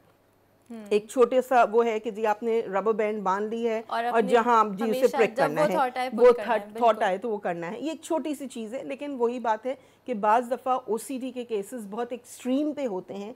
दवाओं के साथ साथ बिहेवियर थेरेपी भी ज़रूरी है। बिल्कुल ठीक है, और उसमें यह है कि उसको अपने रिस्पॉन्स को जो है ना वो आहिस्ता आहिस्ता ख़त्म करना है। मुश्किल बहुत होता है, पेशेंट समझ नहीं पाता है। कहना आसान है कि जी जब आप आएँ, आपने अगर 10 दफ़ा हाथ धोए हैं तो आप उसको कम करें, या आप नहाने में अगर 3 घंटे लगा रहे हैं तो आप उसे 2 घंटे करें। कहना आसान है क्योंकि वो सेटिस्फाई ही नहीं होता, वो 3 घंटे नहाने के बाद भी नहीं सेटिस्फाई होगा। तो ये सारी चीज़ें हैं और उसके लिए डेफिनेटली साइकेट्रिक और साइकोलॉजिकल हेल्प बहुत ज़रूरी है। और पेशेंट को पेशेंट समझा जाए, वो एक आम आदमी नहीं है, वो ये चीज़ कर रहा है खुद से नहीं कर रहा, उसके दिमाग में ये सोच है और ये सोच उसे अगर ये पता भी है ना कि मेरी गलत सोच है, लेकिन वो सोच से बाहर नहीं आ सकता। बिल्कुल नहीं, बाज़ दफ़ा ये होता है, बाज़ चीज़ें फितरी भी होती हैं। बिल्कुल फितरी होती हैं कि तुमने हाथ धोए थे कि नहीं, जो तुम हाथ धोकर आओ पहले। देखिए कोई भी चीज़ का एक्सट्रीम अगर हो ना, एक्सट्रीम कहीं पे भी हो, एक जैसे हम नॉर्मल डिस्ट्रीब्यूशन कर्व की बात करते हैं, कोई भी चीज़ एक्सट्रीम पे हो, रिलेशनशिप्स में वैसे कोई भी चीज़ एक्सट्रीम पे हो तो वहाँ प्रॉब्लम्स आते हैं। बैलेंस चीज़ें होंगी तो इतने इश्यूज और प्रॉब्लम्स नहीं आएंगे। बिल्कुल, क्योंकि बात लफ्ज़ है वो आसान हो जाएगा। मैं तो आसान फहम में बात करूंगा, माहिरीन बैठे हैं तो मैं उस पर नहीं जा सकता। देखो एक लफ्ज़ होता है जुस्तजू। यस, किसी चीज़ की जुस्तजू करना, ये पॉजिटिव है। और यही दुनिया में तमाम तर जो इजादात हैं उसकी वजह यही है कि हमने जुस्तजू की, हमने कोई चीज़ पाया, ये पॉजिटिव है। लेकिन जुस्तजू अगर तहकीकात में चली जाए और इसको नेगेटिव वे में लेने तो फिर ये शुकूक की तरफ, वसवसों की तरफ चली जाती है। अल्लाह सुब्हाना ताला ने अपनी किताब के बारे में जहाँ और चीज़ें की, उसमें एक फ़ख्र जो बयान किया है कि इसमें कोई शक नहीं है। यकीन की ताकत पैदा करें, अपने घर में लोगों पे यकीन करें और यकीन करने पे उनको आमादा करें। जब आप यकीन की आदत डाल देंगे, यानी आपको पता है कि आपका बच्चा, मैंने कभी सिगरेट नहीं पी, उसकी बुनियादी मेरा एक वाक़या है। मेरी माँ से किसी ने कहा कि आपका बच्चा हमारे घर आया था और उसने सिगरेट पी, हमारे घर आके पी। अजीब सी बात है ना कि मैं गली में पी सकता था। मेरी माँ ने कहा, एक जुमला कह दिया, वो खातून बड़ी थी, अगर आप जलते हुए तवे पे भी बैठ जाएँ तो पता नहीं मेरी वालदा को क्या हुआ कि इतनी बड़ी बात की उन्होंने अपनी घर में की। और आखिर में नौबत यहाँ तक आ गई क्योंकि मेरी बहन उनके घर में गई हुई है रिश्ते की, तो उन्होंने कहा जी, उन्होंने कहा कि वो आके माफ़ी मांगे वरना मैं इनको तलाक देता हूँ। यहाँ तक नौबत पहुँच गई इस छोटी सी बात से। बात बड़ी थी, मैंने भी अम्मी को कहा माँ माफ़ करें, और मैं क्यों किसी के यहाँ जाके सिगरेट पीऊँगा। मेरी माँ कहते मुझे पता है तुम नहीं पीते, क्योंकि मैंने अपनी माँ से वादा किया हुआ है जब सिगरेट पीऊंगा पहले आपके हाथ से जला के पीऊंगा, जो ऐसा वक्त नहीं आया। तो मेरी माँ ने उस बुनियाद पे कहा होगा। बिल्कुल। अच्छा, यहाँ पे मैं आपको थोड़ा सा स्टॉप करूंगी, सॉरी योगी वजाहत, हमारे पास टाइम है एक ब्रेक का। ब्रेक के बाद यहीं से आपकी बात को कंटिन्यू करेंगे। Go take a break and be right back.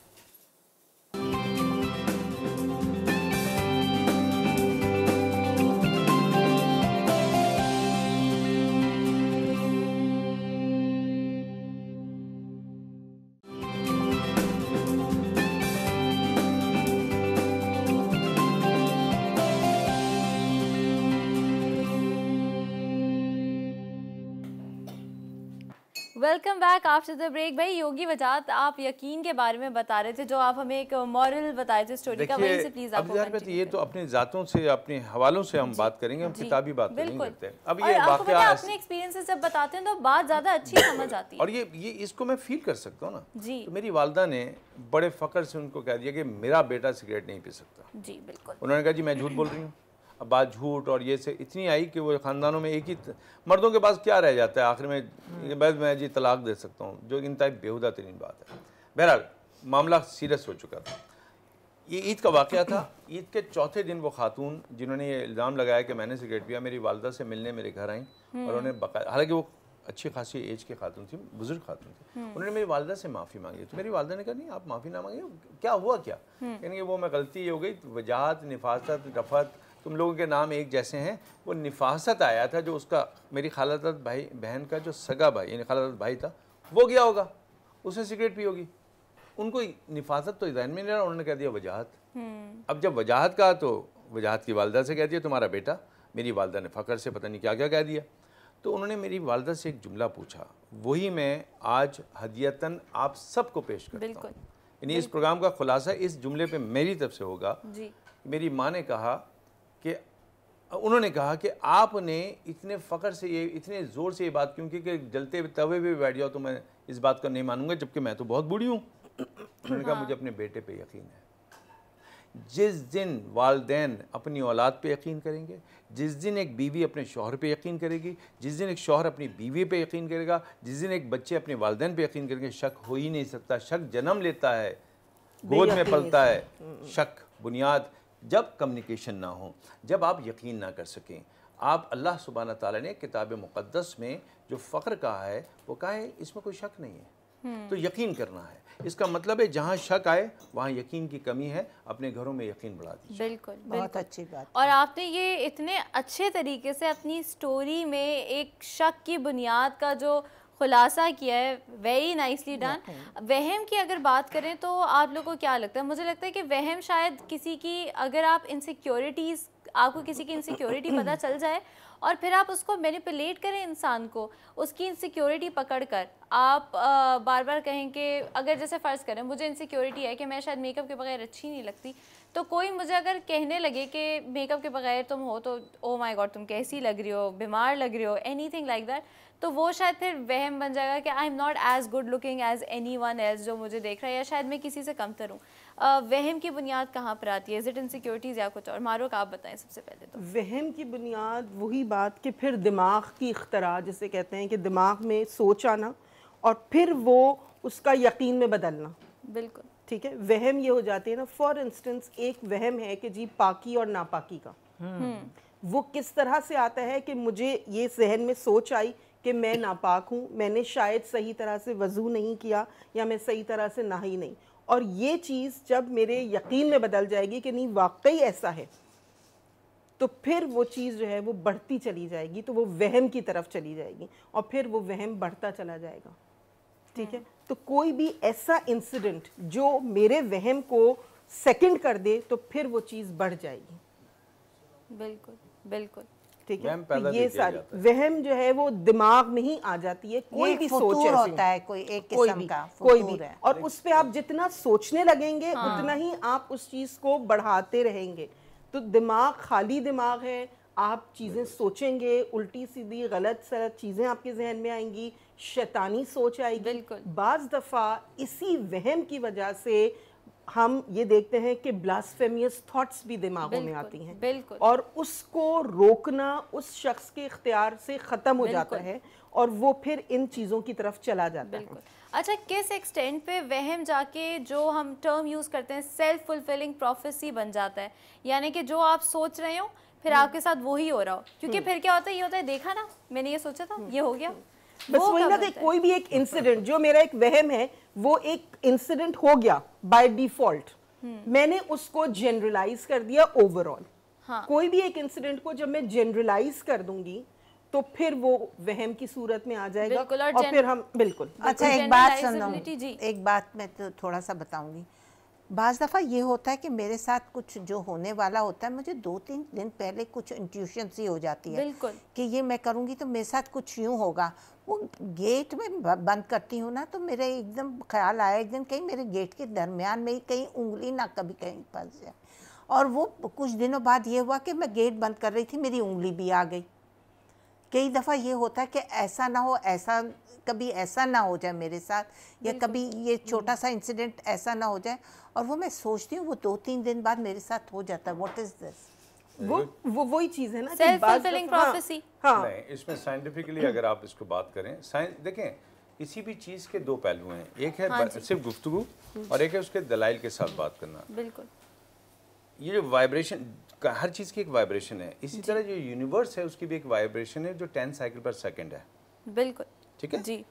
10 cycle पर सेकंड में होता यह है कि जब आप कोई काम कर रहे होते हैं और किसी वजह से आपकी फ्रीक्वेंसी जो है अल्फा से बीटा से अल्फा पे आ जाती है, तो दरमियान में 10 साइकिल पर सेकंड आता है जी। अगर सिस्टर कोई काम करते हुए 10 साइकिल पर सेकंड पे आएंगी तो कायनात में जो वाइब्रेशंस हो रही हैं, जो वाक़यात होने हैं, हो चुके हैं, हो रहे हैं, उनके साथ आप कनेक्ट हो जाते हैं। और यही वो लम्हा होता है जब आप ऐसे वाक़यात को पिक कर लेते हैं जो आपके साथ होने वाले होते हैं। बिल्कुल। ये लाजमी तौर पर, इसीलिए नमाज पढ़ने खड़े हो ना, आपको दुनिया भर के ख्याल आएंगे, क्योंकि आपकी फ्रीक्वेंसी जो है ना 20 साइकिल पर सेकंड से कम होते होते होते होते 10 साइकिल पर सेकंड के एक लम्हे के पास आती है, आपको कायनात सीमेंट की कीमत बढ़ने वाली है, डॉलर की रेट इतने हो गए, फिर अल्लाह अकबर, है ना? बिल्कुल, और ये ऐसा वाकई होता है। जो फ्रीक्वेंसी होती है इसका एक तरीका है, इसका तरीका, और इसी पे तमाम बाबा लोग काम करते हैं। ये बाबा माफिया है, ये काम किस पे करता है? एक इस पे और एक आपकी इनसिक्योरिटीज के साथ खेलना। ब्रीदिंग पैटर्न स्लो करो, बिल्कुल। जैसे ब्रीदिंग पैटर्न स्लो करोगे आप 10 साइकिल पर सेकंड पे आओगे, आपको मालूम कर लो क्या करना है। हम योगीज तो इस पर 10 साइकिल पर सेकंड पे रह लेते हैं, पूछे हमसे क्या सवाल है, हम आपको जवाब दे देंगे, हमने थोड़ी करना। लेकिन यहाँ एक बहुत ही खूबसूरत नोट कहूँगा, अगर आप मुझे इजाज़त दें, पता नहीं मुझे वक्त का नहीं पता। मेरे मौला अली से किसी ने पूछा कि मौला आप कैसे जवाब दे देते हैं फ़ौरन सवालात के, तो मौला ने फरमाया था इसमें क्या मुश्किल है, कायनात मेरे सामने है, जो हो रहा है मैं तुम्हें बता देता हूँ। जब इंसानी आँख उस लेवल पे चली जाए, इंसानी शऊर उस लेवल पे चला जाए कि जहाँ जो हो रहा है उसको जान सके, तो फिर रूहानियत में आगे चला जाता है। कुछ लोग क्या करते हैं, ऐसा नहीं कर पाते तो प्रिटेंड करते हैं कि ऐसा कर रहे हैं। हाँ। हम जिस लेवल पे हैं हम ये वाक़यात जान सकते हैं, बिल्कुल, तो हमें लगता है कि ये वाक़या तो मुझे पहले भी पता था। लेकिन एक और भी बात है, जिस चीज़ के बारे में आप सोच रहे हैं, दिस इज इंट्यूशन हो जाता है, बिल्कुल, कुछ समझ में आ जाता है, एक वो है लेते हैं कि ये कुछ हमारे साथ यूं ना हो जाए, और वो यूं अब हो इसके जाता दो पहलू है ना, और मुझे लगता है कि जब कोई माँ बन जाता है शायद उसकी इंट्यूशन या सिक्स सेंस है ना और शार्पन हो जाती है। मैं अपनी दूसरी बात हमेशा मेरी मामा ने कहा ऐसा होगा, और मैं कहती हूँ नहीं होता, इसलिए मैं कह रहा हूँ, मैं दूसरी बात फिर कहूँगा, दिस इज योर एक्सपीरियंस। दूसरी बात फिर कहूँगा। देखिए, जिस चीज़ को आप बार बार सोचते हैं, आपका ब्रेन उसके लिए करने के लिए तैयार हो जाता है। मैं एक जुमला कहता हूँ आपसे, किसी से आप कहें झूठ मत बोलो, तो वो क्या बोलेगा? उसके ज़हन में किस चीज़ की फाइल बोलता? उसके ज़हन में फाइल ही झूठ की आ रही है ना। आप कौन सा उसको सच बोलना बता रहे हैं? अगर किसी बच्चे से आप कहें तुम झूठ मत बोलो, झूठ बोलना गलत बात होती है, वो बच्चा झूठ क्या है? तो बेहतर है कि जिस्म अगर ये कह रहा है कि मेरा हाथ दरवाजे में आएगा, तो आप एक्ट करते हुए ऐसा होगा, क्योंकि आपने प्रोग्राम किया है। तो बेहतर है कि आप जब जाएं, इसका एक तरीका कार है। मैं रीगल से गुजर रहा था, एक्सीडेंट हो गया मोटरसाइकिल का, मैं इधर ही आ रहा था, गिर गया। जब इस ज़माने में इंडस में होता था, वो आगे का नट ढीला था, गिर गया। तो जैसे ही मैं गिरा, दूसरे दिन मुझे वहीं से गुजरना है, अब क्या होगा? अल्लाह ना करे मैं यहाँ खौफ होगा ना। तो मैंने एक आइडिया दिया अपने आप को, ओके जब भी मैं यहाँ से गुजरूंगा अपनी बाइक की मेंटेनेंस के बारे में सोचूंगा, दूसरे दिन मुझे खौफ ही नहीं आया। आप रिप्लेस कर बस वो आपने अपनी सोच को किस तरफ लेके जाना है, वो डिपेंड करता है सोच, वहम पे और शक के ऊपर। बिल्कुल, अगर वो सोच नेगेटिव जा रही है उसे वहीं स्टॉप कर दें, वो बढ़ जाएगी तो प्रॉब्लम्स, इश्यूज बढ़ते चले जाएंगे। बिल्कुल, तो ये सारी चीजें ना इस दिमाग में है और सोचों के अंदर बिल्कुल। लेकिन ये सोच को हमें कंट्रोल करना है। सोच का जो प्रोसेस है कि आप क्या सोचें, किस तरह सोचें, उसको कंट्रोल करना है, उसके लिए सेल्फ अवेयर होना बहुत जरूरी है। तो सेल्फ अवेयरनेस अपने अंदर कैसे इनकलकेट कर सकते हैं, कैसे अपने आप को, अपना कॉन्शियस, अपनी आदतें, अपनी चीज़ें कैसे पहचान सकते हैं आप लोग, किस तरीके से ये सारी चीज़ें जो है ना अपने दिमाग को ऐसे कंट्रोल करें कि वो नेगेटिविटी की तरफ ना जाए, आप ही की बेहतरी के लिए, वो भी मारूक आपसे पूछेंगे। लेकिन इस ब्रेक के बाद हमें ज्वाइन करेगा, देखते रहें जी उठा पाकिस्तान।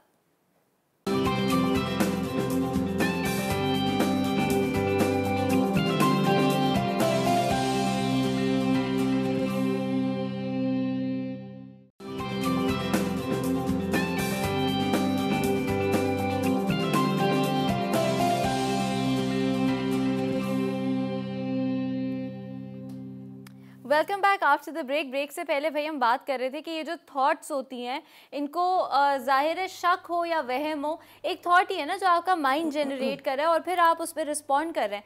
तो उसमें उस वक्त आपको सेल्फ अवेयर होना कितना ज़रूरी है ये तो हम लोगों ने डिस्कस किया प्रोग्राम में।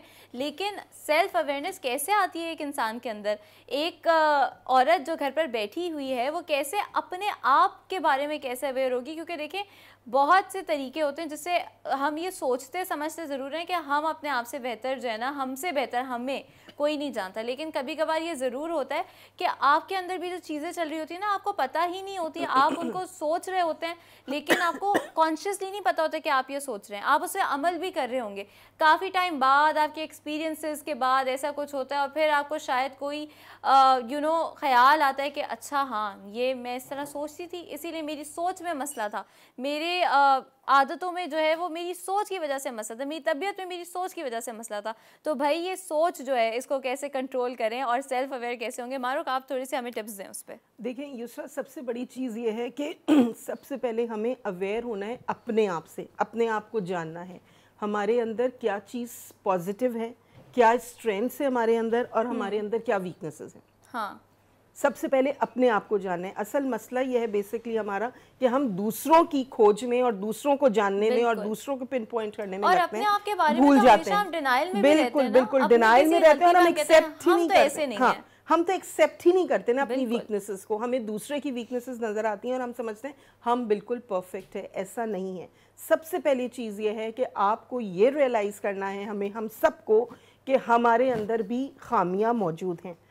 हम पहले अपनी खामियों पे फोकस करें, फिर हम किसी दूसरे की खामी को पिन पॉइंट करें जी। तो जब हम अपने ऊपर फोकस करेंगे, अपने प्रॉब्लम्स को, इश्यूज़ को, अपनी नेगेटिव थॉट्स को, तो फिर मेरे ख्याल से चीज़ें हमें बाहर वाली तो नज़र आएंगी नहीं, हम अपने ही ऊपर काम करेंगे। जब हम अपने ऊपर काम करेंगे एक पॉजिटिव एटीट्यूड के साथ, तो हमें दुनिया अच्छी लगेगी। बेसिकली हम नेगेटिविटी की तरफ चलते हैं, दूसरे की नेगेटिव बात को सोच के उसी पे ही हम पूरी कहानियां बनाते रहते हैं। बिल्कुल।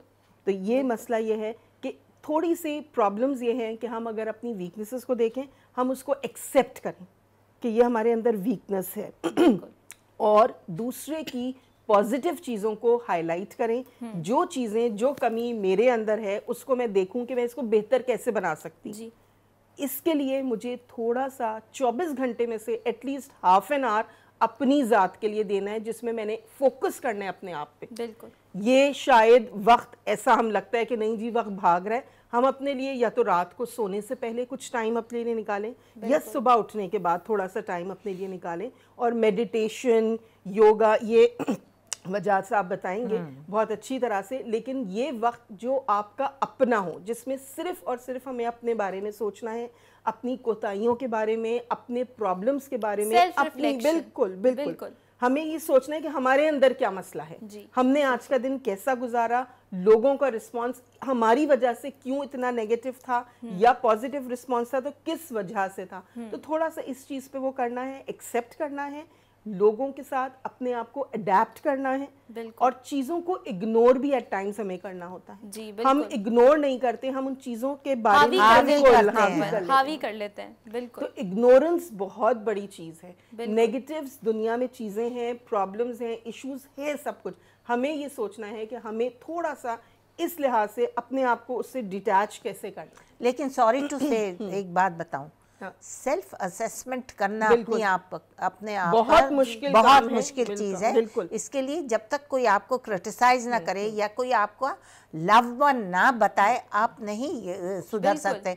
आप समझेंगे ये मुझसे जलता है, ये पता नहीं मेरी इस कमी को क्यों हाईलाइट कर रहा है। लेकिन आप अगर आपका प्यारा या आपकी मदर या आपकी कोई बहुत क्लोज फ्रेंड कहे यूं नहीं तुम यूं करो तो ज़्यादा अच्छी लगोगी, ये बात तुमने अगर इस तरह कही होती तो ज़्यादा अच्छी होती, और इस तरह ना करो, इसमें तुम्हारा रिफ्लेक्ट करता है तुम्हारा जो तुम बिहेवियर है, बिहेवियर या व्हाटएवर, या तुम्हारी पर्सनालिटी इफेक्ट होती है। अगर वो पॉजिटिव उसको ले, अपनी दोस्त की बात को, अपनी माँ की, अपने क्लोज रिलेशंस की, और ये ना समझे कि ये मुझसे जल रही है और उसको वो पॉजिटिव वे में ले, तो इंसान सही हो। नेगेटिव वे में लेगा या उसको कोई कहेगा ये तो क्रिटिसाइज ही करती रहती है। तो self assessment is also very important. लेकिन मिसेस खान ईमान फिर वही बात है ना, घूम फिर के बाद वहीं आती है एतबार पे, यकीन पे, ट्रस्ट पे, कि आप दूसरे बंदे को इतना ट्रस्ट कर भी रहे हैं कि आप उसकी बात को मान रहे हैं, अमल करें। क्योंकि ज्यादातर क्या लोग सोचते हैं आप इतने स्ट्रॉन्ग हेडेड होते हैं हो रही है इसलिए कि ये जल रही है या ये हो रही है, ये चीजें भी हमारे यहाँ हम लोग को बहुत खराब करती हैं।